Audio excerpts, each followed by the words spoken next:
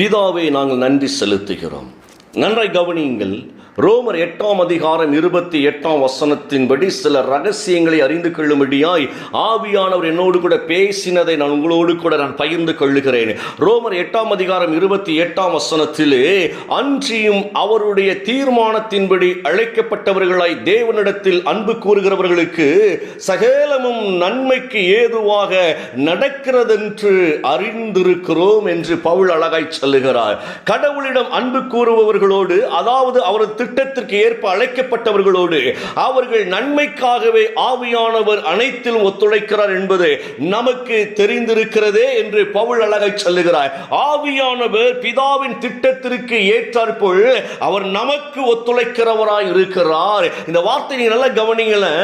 அழைக்கப்பட்டவர்களாய் தேவனிடத்தில் அன்பு கூறுகிறவர்கள், நீங்களும் நானும் தேவனால் அழைக்கப்பட்டு இருக்கிறோம் என்கிற ஒரு நம்பிக்கை முதலாவது நமக்கு வேண்டும். இந்த அதிகாலை ஜெபத்தில் உங்களுக்கு அழைப்பு வருகிறது பாருங்களேன். வாருங்கள் கலந்து கொள்ளுங்கள், வாருங்கள் கலந்து கொள்ளுங்கள். கர்த்தருடைய மகிமை காண்போம் என்ற ஒரு அழைப்பு வருகிறது பாருங்களேன். அந்த அழைப்பு ஏன் வருகிறது தெரியுமா? தேவன் உங்களை நேசிக்கிறபடியினால், கர்த்தரே உங்களுக்கு ஒரு ஆசீர்வாதத்தை கொடுக்கும்படியாய் அழைப்பு கொடுக்கிறார் என்பதுதான் அது உண்மையான ஒரு சத்தியமாய் இருக்கிறது. எந்த மனுஷராலும் நமக்கு அழைப்பு வரவில்லை, மனுஷர் மூலியமாக தேவனை அழைக்கிறவராய் இருக்கிறார். அந்த அழைப்பு வருகிற பொழுது ஒன்றை புரிந்து கொள்ள வேண்டும். இந்த உலகத்தை காட்டிலும் என் ஆண்டவர் அதிகமாக என்னை நேசிக்கிறார் ஐயா. இந்த உலகம் என்னை நேசிப்பதை காட்டிலோ என் தேவன் நேசிக்கிறபடியினால என் தெய்வத்தின் அன்போ இந்த நாட்களை வெளிப்படும்படியாய் என்னை ஆண்டவர் அழைத்திருக்கிறார் என்கின்ற ஒரு உணர்வை நாம் அறிந்து கொள்ள வேண்டும். எனக்கு அருமையான தேவ பிள்ளைகள், இந்த வார்த்தை நல்லா கவனிங்கள. அன்பு கூறுகிறவர்களுக்கு சகலமும் நன்மைக்கு ஏதுவாக. இந்த வார்த்தையை தாங்க ஆவியானவர் காலனோடு கூட பேசினார். தேவனிடத்தில் அன்பு கூறுகிறவர்கள் ரொம்ப வித்தியாசமான ஒரு சப்ஜெக்ட். இந்த சப்ஜெக்ட் நல்லா கவனித்துக் கொள்ளுங்க. இயேசு கிறிஸ்து ரொம்ப அழகாய் இதை குறித்து நமக்கு பேசுவதை நாம் பார்க்க முடிகிறது. இயேசு ஹோல் பைபிளையே ரெண்டே வார்த்தையில் சொல்லி முடிச்சிட்டா நமக்கு நன்றாகவே தெரியும். ஒன்று, உன் முழு இருதயத்தோடு, உன் முழு பலத்தோடு, உன் முழு ஆத்மாவோடு கூட உன் தேவனாகிய கர்த்தரை நீ அன்பு செய்வாயாக என்று முதலாம் கட்டளைக்கு சொல்லிட்டு, இதற்கு இணையான ஒரு கட்டளை என்று இரண்டாவதாக ஒன்றை சொல்லுகிறார். அது இரண்டாவது கட்டளை அல்ல, இரண்டாவது சொல்லுகிறார். என்ன சொல்லுகிறார்? இணையாக. முதல் கட்டளைக்கு இணையாக. அப்படின்னா முதல் கட்டளையும் இரண்டாவது கட்டளை ஒன்றுக்கொன்று பிரிக்க முடியாது என்பதை நாம் புரிந்து கொள்ளும்படியாக ஆவியானவர் தெளிவாய் சொல்லுகிறார். இதற்கு இணையான இன்னொரு கட்டளை என்ன தெரியுமா? உன்னை நேசிப்பது போல நீ பிறரை நேசிக்க வேண்டும் என்று சொல்லுகிறார். சோ ஒன்றாவது கடவுளை நேசிக்கின்ற ஒரு அனுபவமும் அதற்கு இணையாய், அதுதான் ரொம்ப முக்கியமான ஒரு காரியம். பாருங்களேன், ஆதாமை தேவன் ஏற்படுத்தி மனைவி ஏற்படுத்துகிற பொழுது இணையாகத்தான், துணையாகத்தான் ஏற்படுத்தினார் அவர். ரொம்ப முக்கியமான சத்தியம் இது. துணையாய் ஏற்படுது. ஏனென்றால் ஆதாமுக்குள்ளிருந்து ஏவாள் வெளிப்பட்டபடியினால ஏவாளும் ஆதாமும் இணைந்திருக்க வேண்டும், பிரியாதிருக்க வேண்டும், ஒருவருக்கு ஒரு அன்பாய் இருக்க வேண்டும் என்று சொல்லி தேவன் ரொம்ப அழகாய் அவர்களை படைத்ததை நாம் பார்க்க முடிகிறது. அதே நன்றாய் கவனித்துக் கொள்ளுங்கள். தேவனை உருவாக்கி எதிர்பார்க்கிற காரியம் என்ன தெரியுமா? என்னை முழுக்க முழுக்க நீ நேசிக்க வேண்டும், இரண்டாவது உன்னை நேசிப்பது போல நீ பிறரை நேசிக்க வேண்டும் என்று சொல்லி அழகாய் கற்றுக்கொண்டு இணையாய். அப்படின்னா ரொம்ப ஒரு அழகான வார்த்தைங்க அது. தேவன் நமக்கு ஒரே கட்டளையாகத்தான் ஹோல் பைபிளை நமக்கு தந்திருக்கிறாருங்க. தெய்வத்தை நேசிக்கின்ற ஒரு அனுபவம், இரண்டாவது என்னை நேசிக்கின்ற ஒரு அனுபவம், மூன்றாவதாக என்னை நேசிப்பது போல பிறரை நேசிக்கின்ற ஒரு அனுபவம். இந்த மூன்றும் ஒன்றுக்கு ஒன்று பிரிக்க முடியாததா இருக்கிறபடினாலதான் கர்த்தர் இந்த வார்த்தை ரொம்ப அழகாய் சொல்லுகிறார். இதை தேவனிடத்திலிருந்து பிரிக்க முடியாது, இது நம்மிடத்திலிருந்து பிரிந்து போகக்கூடாது என்பதற்காகத்தான் இந்த ஆலோசனைகளை கர்த்தர் கொடுத்து நம்மை பலப்பட வைக்கிறவராய் இருக்கிறார். தெய்வ சமூகத்திலிருந்து அன்பை பிரிக்க முடியாதுங்க. நீங்க நல்லா கவனிச்சு பார்த்தேன் தெரியும். யோவான் ரொம்ப அழகா எழுதுறாருங்க.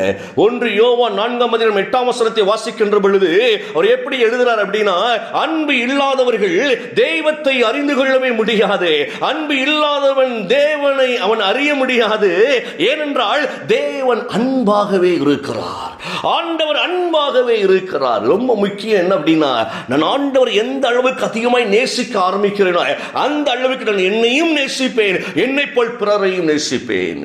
இனி நல்லா கவனிங்க. ஏன் என்னையும் நேசிக்க முடியல, பிறரை நேசிக்க முடியல அப்படின்னா, நான் தேவ சமூகத்தில் தேவனை நான் நேசிப்பதற்கு நான் இன்னும் பக்கத்தில் வரல. அதுதான் உண்மை. நம்ம எல்லாரும் சொல்லுவோம், நான் ஆண்டவரை நேசிக்கிறபடியினால தானே நான் ஊழியம் செய்கிறேன், ஆண்டவரை நேசிக்கிறபடியினால தானே நான் நன்மை செய்கிறேன், ஆண்டவரை நேசிக்கிறபடியினால தானே நான் ஜெபிக்கிறேன், ஆண்டவரை நேசிக்கிறபடியினால தானே நான் எல்லா விதத்திலும் மற்றவரோடு நல்லா பழகிறேன் அப்படின்னு பல காரணங்களை நாம் சொல்லிக் கொள்ளலாம். நல்ல கவனிங்க இந்த வார்த்தையை. ஆண்டவரை நேசிப்பது என்பது ஒரு சாதாரண விஷயம் அல்ல. உலகத்திற்கே பயப்படாதபடி தைரியமா இருக்கக்கூடிய ஒரு பெரிய ஒரு ஃபெய்த்தை அது உண்டாக்குகிறதா இருக்கிறது. எனக்கு அருமையான தேவ பிள்ளையே, நம்ம நினைப்ப நம்ம ஏழைகளுக்கெல்லாம் செய்கிறோம், அந்த ஏழைகளுக்கு செய்கிறபடியினால ஆண்டவரை நேசிக்கிறோம் அப்படின்னு நம்ம நினைச்சு கொள்ளுகிற இல்லைங்க. ஏழைகளுக்கு செய்வதனால ஆண்டவரை நேசிக்கின்ற அர்த்தம் இல்லை. நன்மை செய்கிறதுனால ஆண்டவரை நேசிக்கின்றோம் என்கிற அர்த்தம் இல்லை. உலகத்தில் பலர் நன்மை செய்கிறார்கள், தேவனை அறியாதவர்கள் நன்மை செய்கிறார்கள். நல்லா கவனித்துக் கொள்ளுங்க இந்த வார்த்தையை. தேவனை யாருனே தெரியாதவங்க கூட நன்மை செய்கிறார்கள். என வேதம் ரொம்ப அழகாய் சொல்லுகிறது. 1 கொரிந்தியர் 13ஆம் அதிகாரம் 3ஆம் வசனத்தை வாசிக்கின்ற பொழுது 1 கொரிந்தியர் 13:3 பவுல் ரொம்ப அழகாய் எழுதுகிறார், எனக்கு உண்டான யாவற்றின் நான் அன்னதானம் பண்ணினாலும், என் சரீரத்தை சுட்டரிக்கப்படுவதற்கு நான் கொடுத்தாலும், அன்பு என்பது எனக்கு இராவிட்டால் எனக்கு ஒரு பிரயோஜனம் இல்லை என்று அவர் எழுதுகிறாருங்க. நல்லா கவனிங்க. அன்னதானமே நான் பண்ணினாலும், சரீரத்தை சுட்டரிப்பதற்கு என்னை ஒப்பிக் கொடுத்தாலும், அப்படி என்ன அர்த்தம்? நான் என்னதான் நன்மை செய்தாலும், ஏழைகளுக்கு இறங்கினாலும் சரி. நல்லா கவனிங்க இந்த வார்த்தையை. அன்னதானம் கொடுக்கிறதுனால நாம் தேவனிடத்தில் பிரியமாய் இருக்கிறோம் என்கிற அர்த்தமும் இல்லை, மற்றவர்களை நேசிக்கிறோம் என்கிற அர்த்தமும் இல்லை. அன்னதானம் கொடுக்கிறது நேசித்து யாரும் நம்ம அன்னதானம் கொடுக்கல. நமக்கு ஒரு வழி திறக்கப்பட்டு இருக்கிறது, இருதயத்தில் ஏவப்படுகிறது, அன்னதானம் கொடுக்கிறோம். நல்லா கவனித்துக் கொள்ளுங்க. இது ரொம்ப ஒரு முக்கியமான சத்தியத்தை பேசிக் கொண்டிருக்கிறேன். இன்னைக்கு அன்னதானம் எல்லாருக்கும் கொடுக்கிறோம், இல்லாதவர்களுக்கும் கொடுக்கிறோம். நம்ம இல்லாதவர்களை நேசித்து நம்ம கொடுக்கல. நேசிக்கிறோம் என்றால் என்ன தெரியுமா?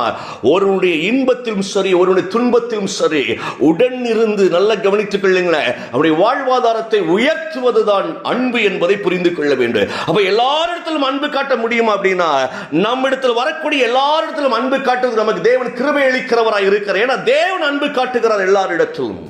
ரொம்ப முக்கியமான காரியம். தேவன் அன்பு காட்டுகிறார், எல்லோரிடத்திலும் அன்பு காட்டுகிறார். அவருடைய அன்பு தான் நம்மளை உயர்த்தி கொண்டே இருக்கிறது. அதனாலதான் ஏசப்பா ரொம்ப அழகா சொல்லிக் கொடுக்கிறாங்க. பவுல் வழியா ரொம்ப அழகா ஆவியானவர் பேசுகிற காரியம் என்ன தெரியுமா? சகலமும் நன்மைக்கு ஏதுவாய். அது எப்ப நடக்கிறதா? நம் தேவனிடத்தில் அன்பு காட்டுகிற பொழுது. கர்ம தேவ பிள்ளைகளே, நம்ம கர்த்தரை நேசிக்க நேசிக்க நேசிக்க உலகத்தின் உபத்திரவங்கள் கூட நமக்கு நன்மையாய் மாறுகிறதா இருக்கிறது. தேவனோடு உறவாட உறவாட உறவாட உலகத்தின் பிரச்சனைகள் எதுவாக இருந்தாலும் அதை தேவன் நன்மையாய் மாற்றுகிறவராய் இருக்கிறார். ஏன் இதை சொல்றேன் அப்படின்னா, நல்லா கவனித்துக் கொள்ளுங்க. நம்ம சோர்ந்து போயிடுவோம், சில நேரங்களில் போராடி போராடி சோர்ந்து போயிடுவோம். உடனே என்ன செய்வோம் அப்படின்னா, தேவனை விட்டு அப்படி கொஞ்சம் விலகிறோம். ஐயா, ஆண்டவர் என்னத்தை எனக்கு செய்தார்னு சொல்லி அப்படி விலகி நிற்போம். அப்படின்னா நம் தேவனை நேசிக்கவில்லை என்பதை புரிந்து கொள்ள வேண்டும். நேசிக்கிறவங்க எல்லா நிலையிலும் அந்த மனுஷரை விடமாட்டாங்க, தெய்வத்தை விடமாட்டாங்க. நம்ம ஒருத்தர் ரொம்ப நேசிக்கிறோம் அப்படின்னு வைத்துக் கொள்ளுங்களேன், அந்த ஆளை நம்ம விட்டே கொடுக்க மாட்டோம். தப்பே படங்களை விட்டு கொடுக்க மாட்டோம். அதனால தான் ஆண்டவர் நம்மளை விட்டு கொடுக்காமல் இருக்கிறார். எவ்வளவோ தப்பு பண்றோம், ஏன் அவர் விட்டு கொடுக்கல தெரியுமா? விட்டு கொடுத்தோம்னா நம்ம வாழ்க்கை வம்பா போயிடும். அதனால நம்முடைய பாவங்களை மூடி மறைத்து நம்மளை உயர்த்துவதிலே அவர் குறியாய் இருக்கிறார். அவர் நம்ம மேல் வைத்திருக்கிற அன்பு என்ன தெரியுமா? நம்முடைய பாவத்தை எண்ணாதபடிக்கு ஆண்டவர் நம்ம மேல ரொம்ப நேசத்தை வைத்திருக்கிறாருங்க. இதெல்லாம் புரியணும் நம்முடைய வாழ்க்கையில. கர்த்தர் எவ்வளவு அன்பு செய்கிறார் ஐயா. அந்த அன்பை தான் நம்ம பெற்றுக்கொண்டு தேவனையும் நேசிக்க முடியாய், இரண்டாவது நம்மையும் நேசிக்க முடியாய், மூன்றாவது பிறரை நேசிக்க முடியாய். இன்னைக்கு தீர்மானம் பண்ணுவோம். அன்பு ரொம்ப முக்கியம். அன்பு பாவங்களை மூடும். அன்பு பொறாமை கொள்ளாது. அன்பு இழிவை நாடாது. அன்பு பயங்கரமான ஒரு ஆசீர்வாதங்க. இந்த அன்பிலே நிலைத்திருக்க தேவன் நமக்கு அழைப்பு கொடுக்கிறார். எல்லாரையும் நேசிப்போம். ஆண்டவரோடு இணைந்து இணைந்து இணைந்து ஆண்டவரை மைமைப்படுத்துவோம். பிதாவை நாங்கள் நன்றி செலுத்துகிறோம். நாங்கள் இன்னும் உம்மில் அன்பு கூறவும் பிறரில் அன்பு கூறவும் ஆண்டவருடைய கிருபைகளை தாங்க நாங்கள் செபிக்கிறோம். ஆண்டவரே, பெரிய காரியங்களை செய்வீராக. இயேசுவின் நாமத்துடைய கரத்தில் ஒப்புக் கொடுக்கிறோம் நல்ல பிதாவே. ஆமேன், ஆமேன்.